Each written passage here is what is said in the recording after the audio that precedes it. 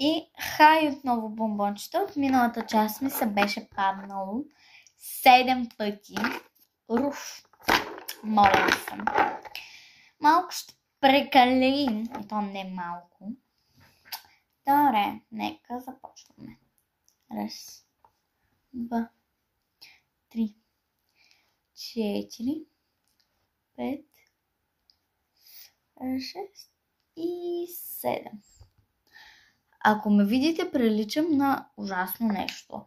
Прекалила съм и изглеждам все едно, отивам някъде да се не се вижда на камера, но не се изглежда. Добре, мишим. Бъркам. И следващо ще слагаме коректор. Сериозно ли? Може ли поне да си взема коректор, който имам? Ето. И забрах колко пъти. 4. Окей.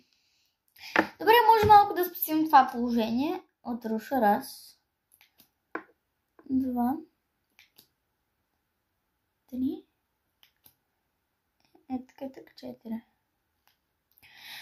Окей, трябва малко да оправя положението, защото с руш, ако ме видите, приличам на гъш.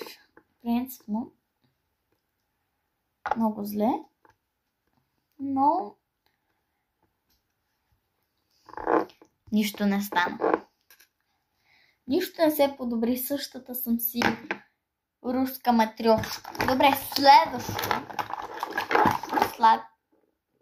Няма да слагам четка.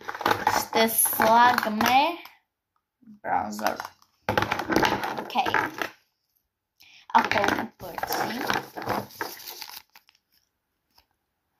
6 пъти бронзър. Къде искате да го сложа то бронзър, бе?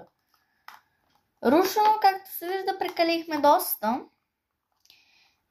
Как се отваряш?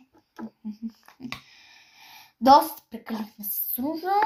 Не знам какво ще правим. Значи, раз, 2, 3, 4 и 5 и 6. Така. Господи, това изглежда много зле. Следващото добавяме, след като вкараме чичики, защото все пак може да се падне пак. Лишо. Следващото слагаме това. Пак ли бронзър? Така, малки бубончета, мога да ви кажа, чакайте трета част, че след малко ще ни свърши видеото.